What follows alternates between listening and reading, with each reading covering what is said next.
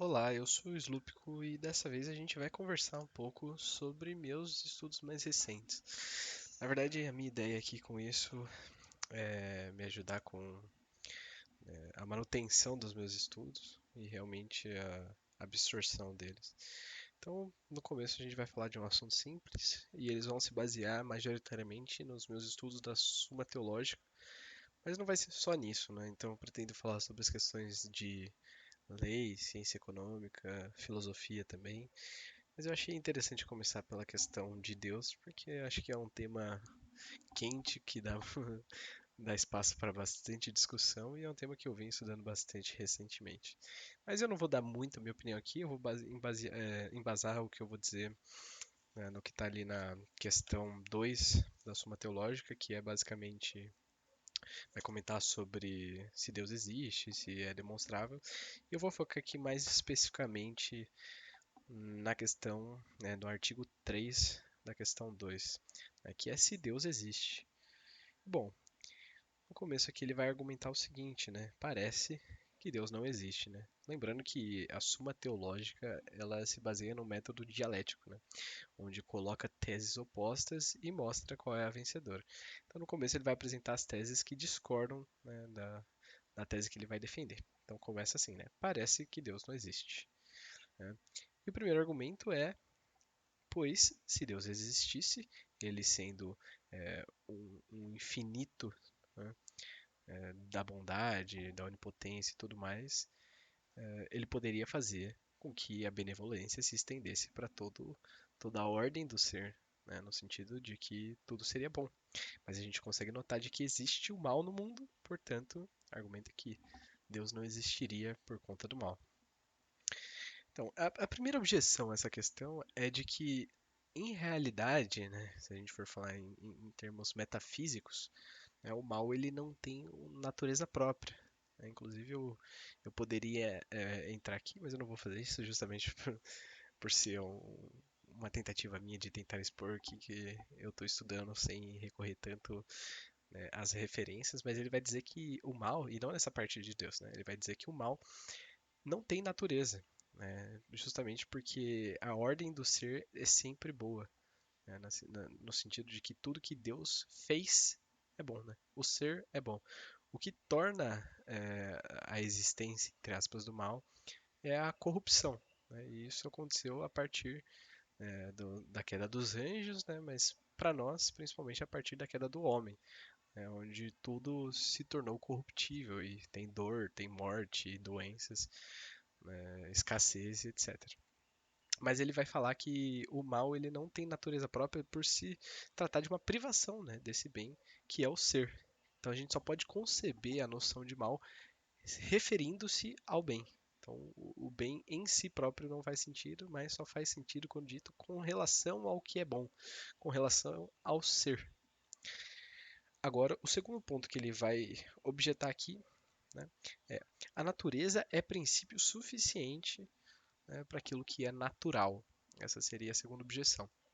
E a minha resposta para isso, e antes da resposta, tentar explicar mais ou menos o que isso quer dizer para as pessoas hoje em dia, né? Seria dizer que a física é suficiente, né, para explicar tudo o que há, né? Então, dessa objeção que nascem coisas como a teoria do Big Bang, e que o Big Bang realmente é o motor primário, né, a causa primeira. É claro que eu sei que tem gente que não defende isso, mas né, basicamente seria a ideia de que, né, a natureza é suficiente nela própria para causar o ser. Só que a gente sabe, né, que, e isso é óbvio, é auto-evidente, que nada pode mover-se a si próprio do nada, né? Um não ser, uma coisa que não existe, não pode tornar-se ser a partir do nada. Então aí São Tomás de Aquino ele vai chegar, né, nessa questão e vai apontar justamente que tudo, né, tudo que existe e é observável, todos os entes, eles estão em movimento, né? Tem ato e potência. E ele vai dizer também que não é possível que alguma coisa esteja, né, do mesmo ponto de vista, em potência e em ato. Então precisa que realmente algum motor externo, exógeno, né, atualize o movimento, né, naquela parte que está sendo movida, na coisa que está sendo movida. E se a gente procedesse até o infinito, né, se não houvesse realmente uma causa primeira e a gente fosse consistente com a segunda objeção, né, de que a natureza é suficiente por si própria, a gente não conseguiria chegar no momento atual, né, porque o momento atual depende basicamente dependeria, né, de infinitos movimentos. Né, e se são infinitos, nunca acabaria, e por nunca acabar, nunca chegaria aqui no presente, e basicamente a existência ela seria eterna, né, seria um ponto no tempo, né, não existiria a percepção, né, do movimento, inclusive é uma noção um pouco lógica, né, porque justamente uma coisa não pode mover-se a si própria.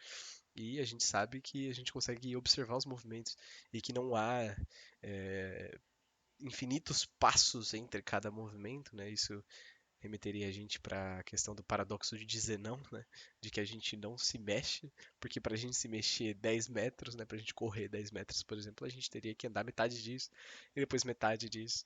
Né? Ou seja, metade de 10 seria 5 metros, e metade disso 2,5, e assim sucessivamente, e teria que fazer tudo isso e nunca conseguiria se mover porque a gente teria que proceder infinitamente. É a questão das unidades discretas e das unidades contínuas. Então a gente sabe nesse sentido que não existe um infinito atual, né? Só que é um infinito potencial.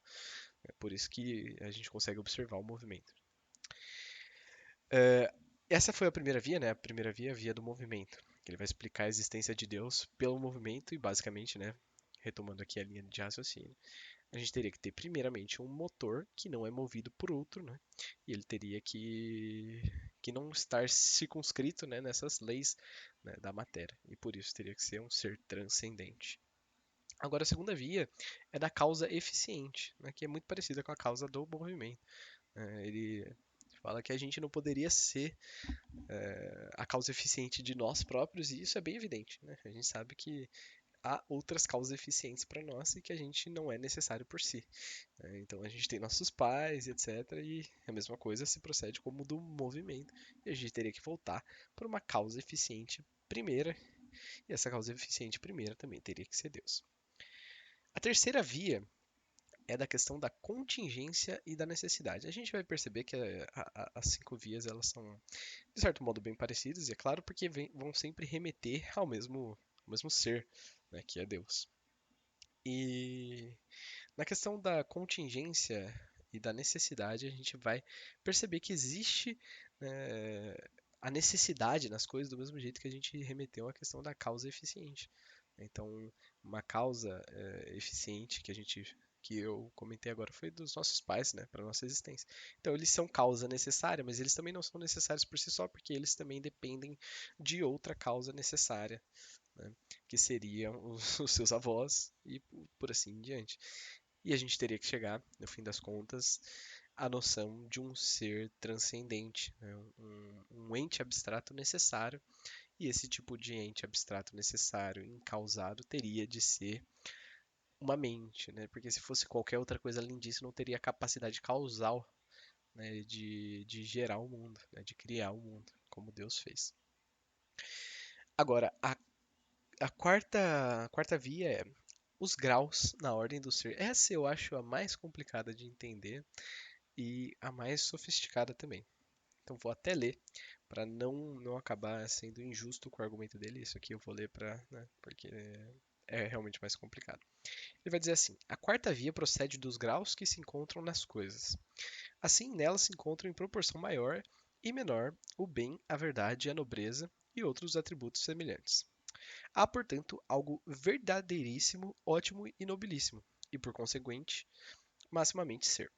Pois as coisas maximamente verdadeiras são maximamente seres, como diz o filósofo. O filósofo aqui é Aristóteles. Ora, o que é maximamente tal em um gênero é causa de tudo o que esse gênero compreende. Logo, há um ser causa do ser da bondade e de qualquer perfeição em tudo quanto existe, e chama-se Deus. Então ele está se referindo aos atributos, né, em estado de perfeição, digamos. Né? A gente consegue comparar uma coisa que, por exemplo, seria uma coisa que está fria, uma coisa que está quente, uma coisa que está gostosa. A gente consegue comparar em níveis, né, de magnitude.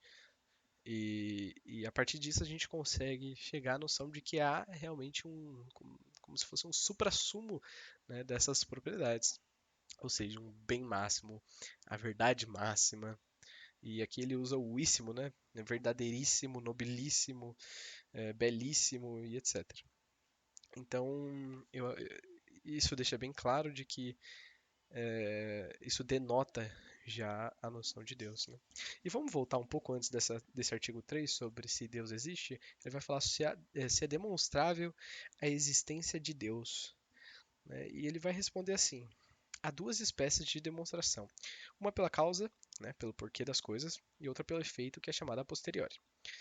Porque dependendo os efeitos da causa, a existência deles supõe necessariamente a preexistência dessa. E mais para frente também ele vai dizer o seguinte: para provar a existência de alguma coisa, é necessário tomar como termo médio o que significa o nome e não o que a coisa é. Ora, os nomes a Deus se impõem pelos efeitos. Ou seja, aqui ele está se referindo justamente a essa noção de ser máximo, né? Maximamente benevolente, inteligente, presente, e vai, né, notar aquela questão do ser de máxima aceidade, né? O ser maior possível, do qual não se pode conceber outro maior. Existem outras provas de Deus, né, da questão, a prova ontológica, tem também a quinta via que a gente ainda não comentou, que eu vou comentar, mas eu vou me ater aqui hoje só à questão da Suma Teológica, né? Até porque eu não estou acostumado a fazer tantos vídeos, eu acho que é importante a gente ir devagar, né? Porque eu acho que eu me dou bem mais numa conversa do que falando com o computador. Mas tudo bem aqui para a gente terminar esse vídeo, até porque já são aqui 8 horas. A quinta via procede do governo das coisas. Isso é, vemos que algumas coisas, como os corpos naturais, que carecem de conhecimento, operam em vista de um fim, o que se conclui de operarem sempre ou frequentemente do mesmo modo para conseguirem o que é ótimo, de onde resulta que chegam ao fim não pelo acaso, mas pela intenção. Olha, aqui também a gente tem que deixar bem claro que quando ele se refere aos corpos naturais tendo intenção, não é no mesmo sentido, né, de que nós temos a intenção, mas é que aquela coisa tem uma finalidade, né, e isso também procede da noção aristotélica das quatro causas, né? Então, nesse caso, seria a causa final, né, para que serve aquele objeto, né, qual que é a razão de ser daquilo. E não se refere a uma razão humana, né, de realmente evolução, de inteligência, mas sim que ela tende ao bem do próprio ser, né, a sua própria natureza. E ele vai continuar aqui. Mas os seres sem conhecimento não tendem ao fim sem serem dirigidos por um ente conhecedor e inteligente, como a seta pelo arqueiro. Logo, há um ser inteligente pelo qual todas as coisas naturais se ordenam ao fim, e aqui chamamos a Deus. E a mesma coisa vale para nós, né? Nós temos esse mesmo propósito do que as outras coisas. Só que a nossa diferença é que a gente é dotado de inteligência e vontade, né? Que esses seres naturais, né? Esses corpos naturais não são dotados. Mas isso não exclui a nossa natureza e a nossa finalidade, né? Que a gente pode discutir em outra parte que é justamente sobre o fim último, né? A beatitude. Isso também prova a existência de Deus, né? Do mesmo modo que ele explica anteriormente que a causa se explica pelo efeito, né? Não teria como se explicar a natureza de uma coisa, né? A razão de ser de um determinado ente se não fosse por alguma coisa que fosse transcendente. Então ele vai dizer aqui, né? Logo, há um ser inteligente pelo qual todas as coisas naturais se ordenam ao fim. E aqui chamamos Deus. Bom, é basicamente isso, né? Ele também vai dar aqui as respostas às objeções, que aparentemente também eu já respondi antes de dar a solução das 5 vias. E é isso. Eu acho que o vídeo não vai ficar tão é, coeso, né? Até porque eu fiz aqui sem nenhum corte, então foi direto e eu pretendo continuar assim, né? Caso vocês prefiram que eu faça com cortes para que fique uma coisa mais fácil de entender, eu acho interessante que vocês me avisem nos comentários, né? Por enquanto eu estou fazendo isso para me ajudar realmente na questão de absorção e de explicação dos conteúdos que eu tenho estudado. Que nem eu disse, é mais fácil pessoalmente quando eu converso com uma pessoa do que num vídeo, mas é bom praticar de todos os modos, inclusive porque em algum momento isso pode se tornar uma forma, né, de conteúdo realmente educativo e não só um conteúdo que vai me ajudar a estudar. Mas então é isso. Se alguém assistir isso aqui, deixe os comentários do que achou, o que eu poderia fazer. Né, eu já tenho minha pretensão de continuar, né, com a próxima questão, né, a questão 3 sobre a simplicidade de Deus, aqui da Suma Teológica, e também tenho pretensão de alguns outros assuntos, mas se vocês quiserem que eu fale de alguma coisa específica, eu posso ver se eu posso adiantar, né, dependendo da sugestão de vocês. Bom, é isso. Eu sou o Slupko e até a próxima.